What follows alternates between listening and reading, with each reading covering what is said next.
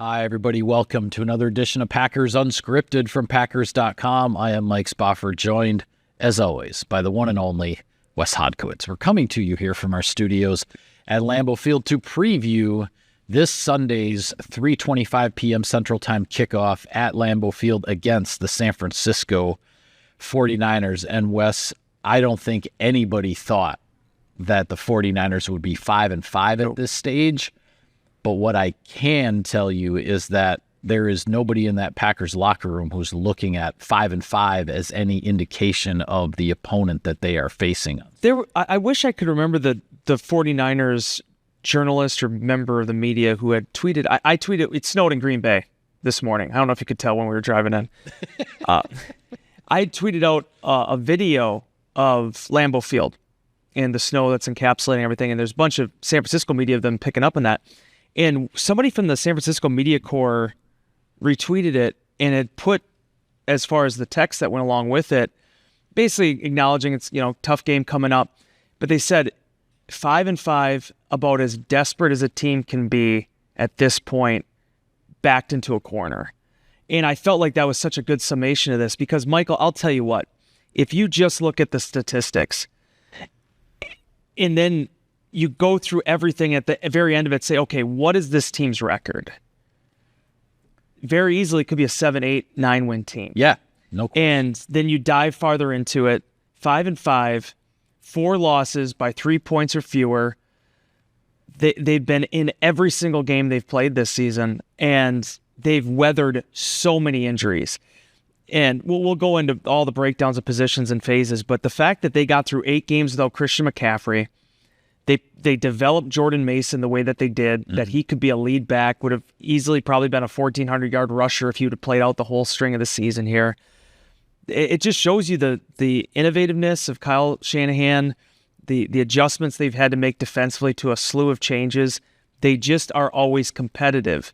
So, yeah, in a lot of ways, Mike, I look at this game as, it's 7-3 versus 5-5, but very easily this could be a playoff preview type matchup. It absolutely could. And I think the 49ers probably are about as desperate as it gets. Now, with the way things are going in the NFC West, they're not going to be out of anything. No.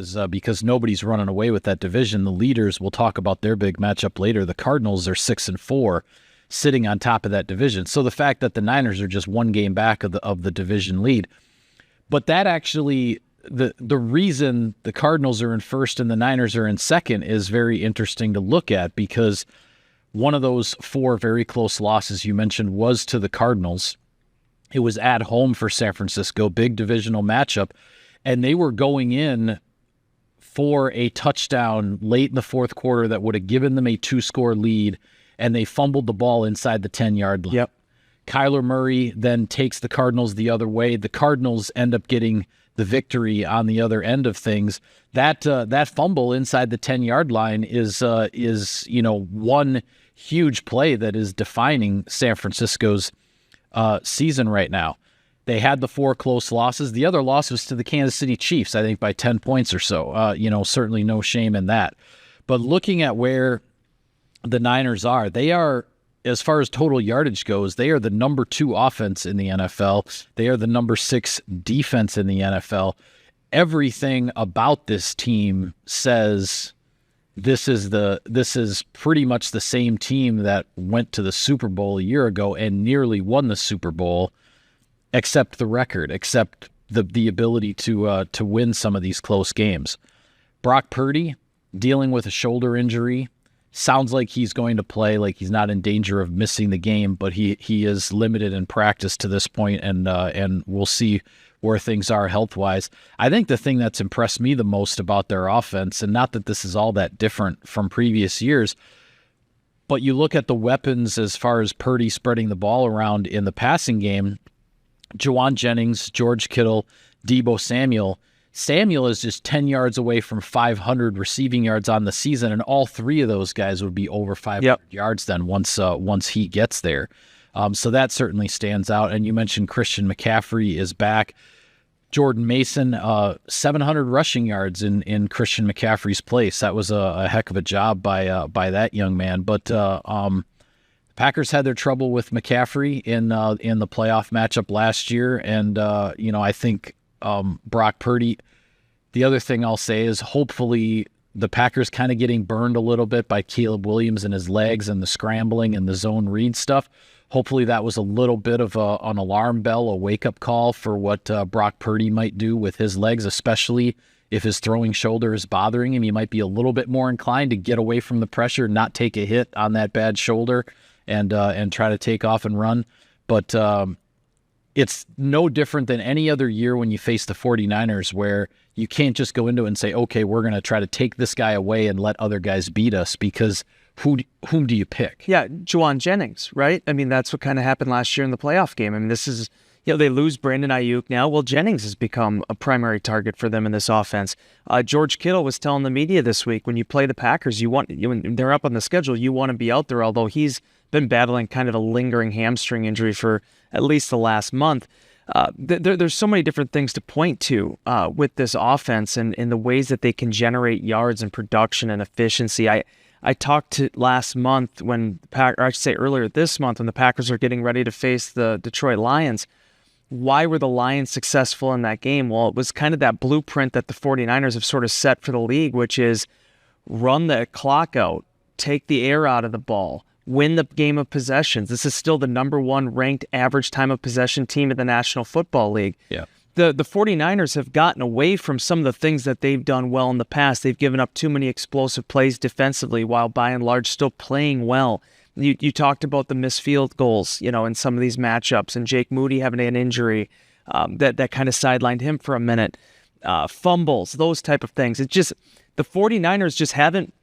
They've had one or two things go wrong in most of these games that they just haven't been able to overcome, and that's why they're sitting where they are. But Christian McCaffrey is 2 weeks back now in this offense. He's still getting his feet underneath him. This is not the game where the Packers want to help him be able to do that.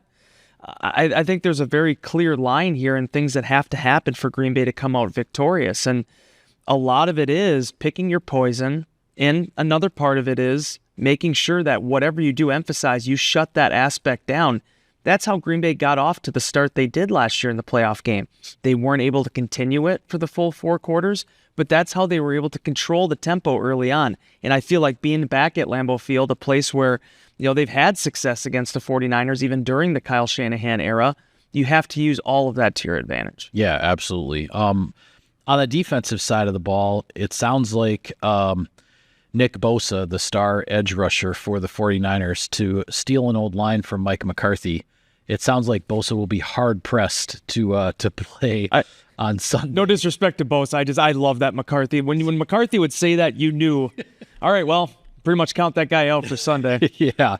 He's dealing with kind of a hip oblique type injury. It sounded like he was trying to play through it last week, then he aggravated it. Came out of the game, and then, frankly, his absence on the final drive for the Seahawks, where Geno Smith took Seattle right down the field, and Geno Smith then scrambled to the pylon and scored the winning touchdown to beat San Francisco with just 12 seconds left. Bosa's absence was crucial in that loss, and he is their leading pass rusher with 7 sacks on the season. The biggest thing that sticks out to me defensively about this group of San Francisco 49ers is they have 9 different players with an interception this season. They have 11 interceptions, which is a lot, but only 2 guys with 2 interceptions. There are 9 different guys who have picked off a pass on this defense, and that's certainly something to keep an eye on come Sunday. Yeah, and Dede Lenoir, who I think just got an extension, if I remember correctly, with the 49ers, has been just a revelation for them. And that was one thing that even, whether it kind of even goes back to the Harbaugh days, they played really good defensively. You knew all their names for their defensive line and then their linebackers, but then they sometimes wouldn't have the star cornerbacks or anything like that. They won a lot with that front 7. Well, Lenoir is a guy that has added a lot. He's been a real find for them, a former 5th-round pick, I think, in 2021. And then you go to Fred Warner. Certainly Dre Greenlaw, losing him in the Super Bowl, I think, has affected them. That has been a huge challenge for them. Obviously, they did sign Devondre Campbell to be able to try to offset that absence. I think they're going to get Greenlaw back at some point this season, it sounds like.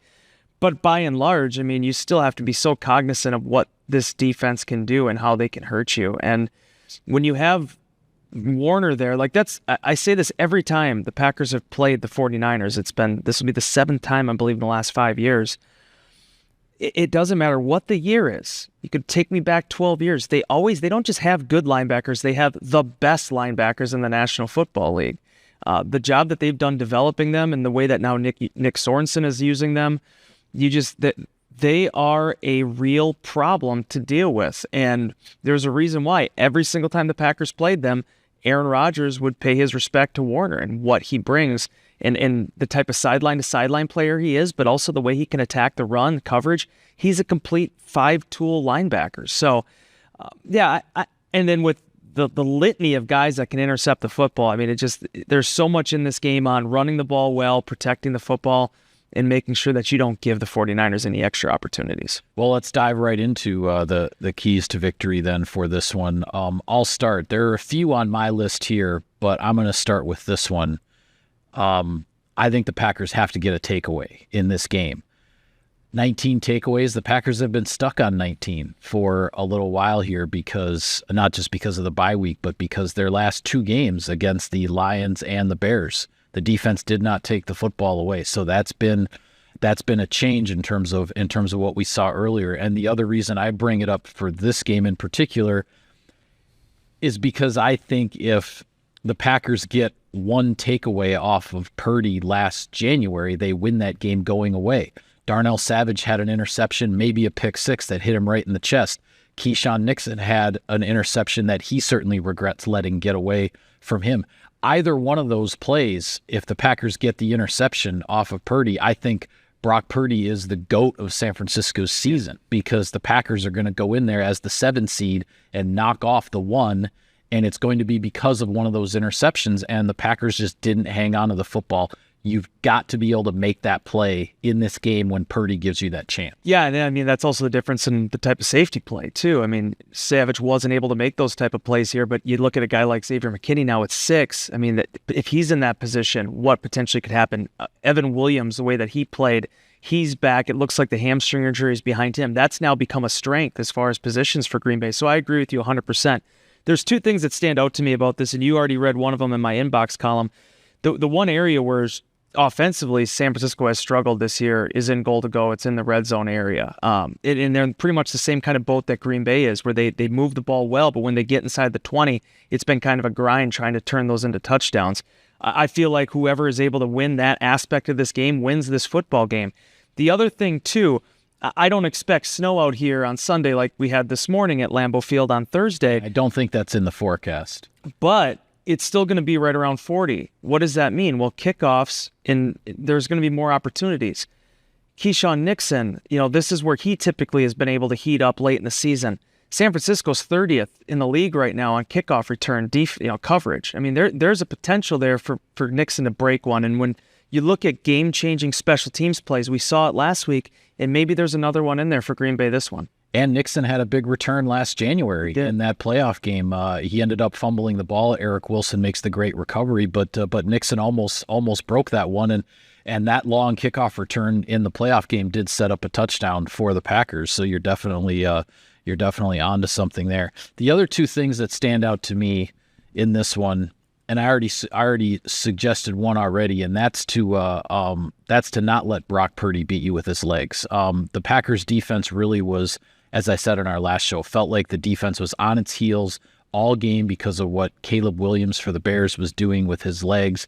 You can't kind of be put in that position again, and I do think, I mean, Purdy is certainly a capable scrambler regardless, but the fact that his throwing shoulder is not 100%.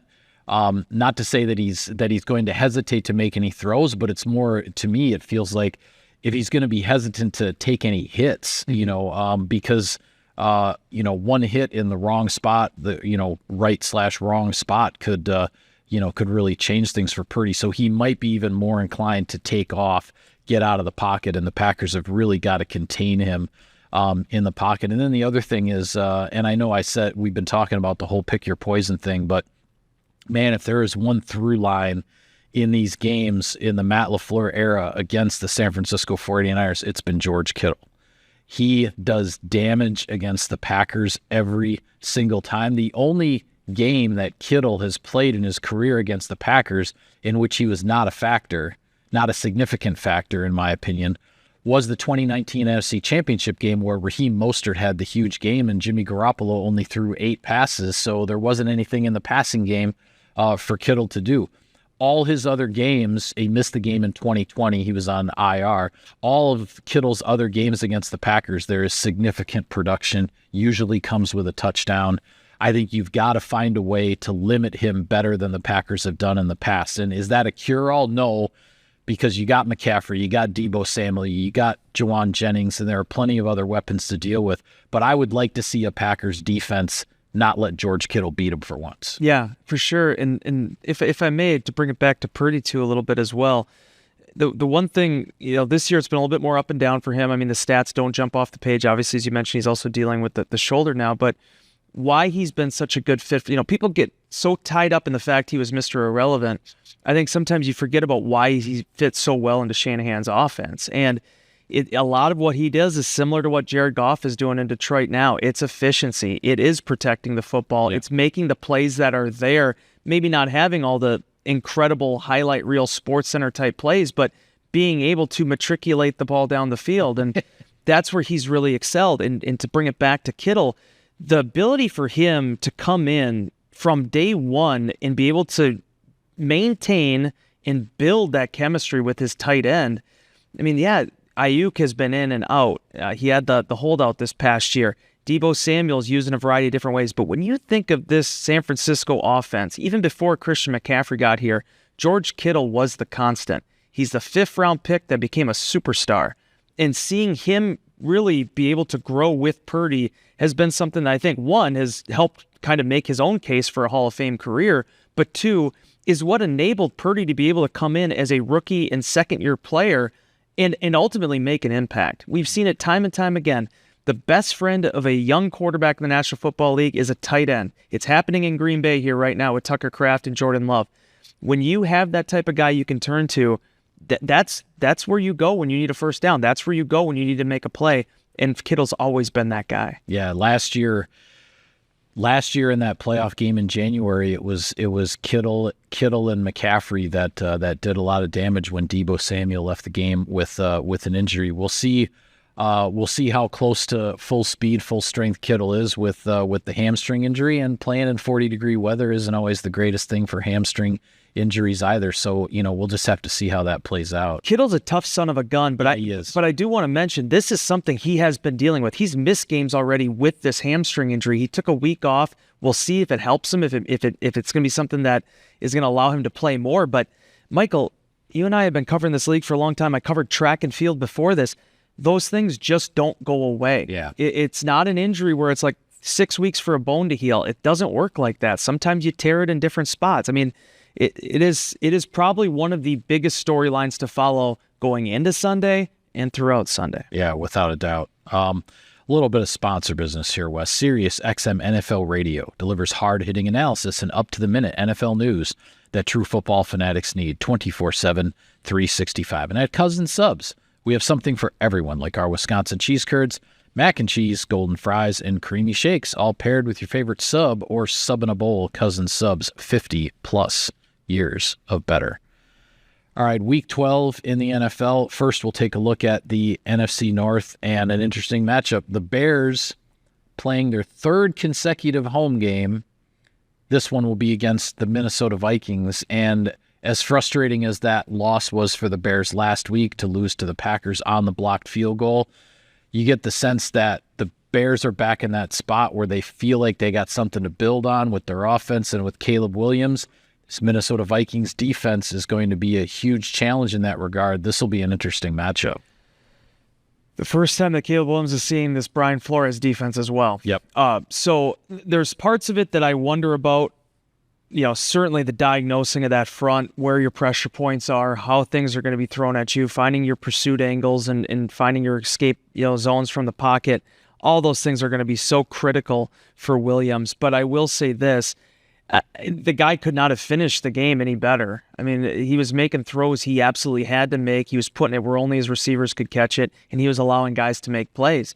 And you wonder when you start getting some of those more explosive type gains. We were talking about him and how much, going into that game, everything was so close to the line of scrimmage against New England. You wonder if that's going to potentially open some things up for them. I think what I probably am more curious to see is this Vikings offense, which has been, I don't want to say stagnating, but they've started to hit some skids a little bit, how that is going to match up with a Chicago defense, which has been really tough. I mean, tougher than a $2 steak this season. And figuring out that chess match, I think, as much as it is about Williams and the first overall pick, and are they going to be able to get this offense going?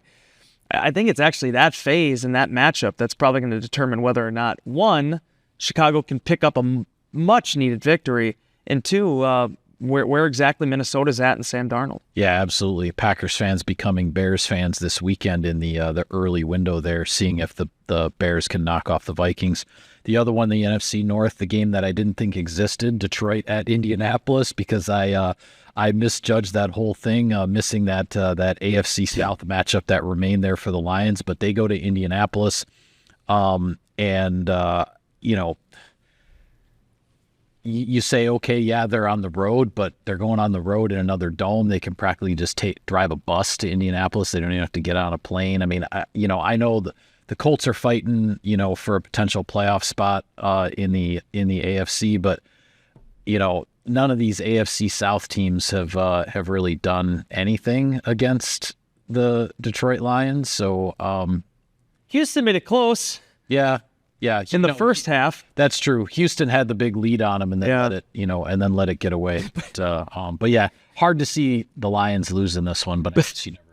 To quickly recap for those of you who have not been watching the NFL this season, the Lions beat the Tennessee Titans 52-14, came back to beat the Houston Texans 26-23, and last weekend handed the Jacksonville Jaguars the worst loss in their team's history, 52-6. This does wrap up the AFC South.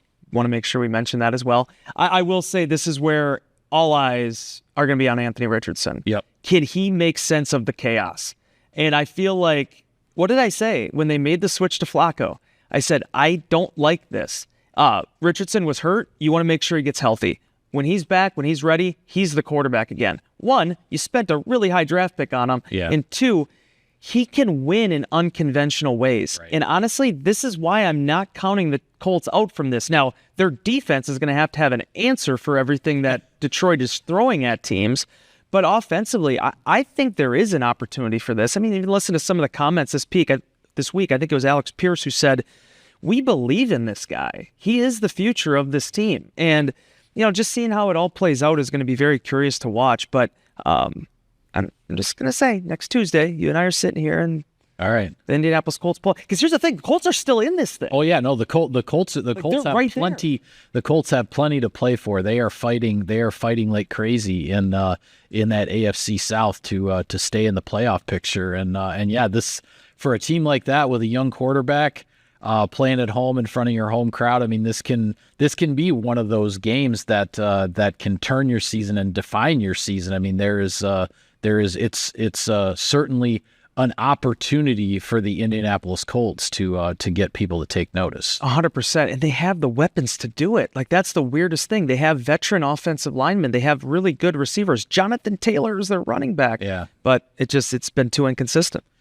Well, elsewhere, we hinted at this one before as well. A really big game in the NFC West. Arizona is at Seattle. The Cardinals on top of the division at 6-4. Seattle right behind now at 5-5 after beating the 49ers in the final seconds last week. Am I correct that all three of the teams in the NFC West behind the Cardinals are 5-5? That's correct? So the Niners, the Seahawks, and the Rams all at 5-5. The Cardinals are atop that division by one game at 6-4. This is a really interesting one. We won't be able to really see any of it because it'll be going on at exactly the same time as Packers and 49ers. But this is a significant one in that division race. I don't want to get into the path to the playoffs thing. We got a long way to go yet. But I was sitting here thinking about this because Philadelphia also plays the Rams this week. I think that's Sunday Night Football. Yeah. I think we're getting to the point now where it's like, Arizona, keep winning.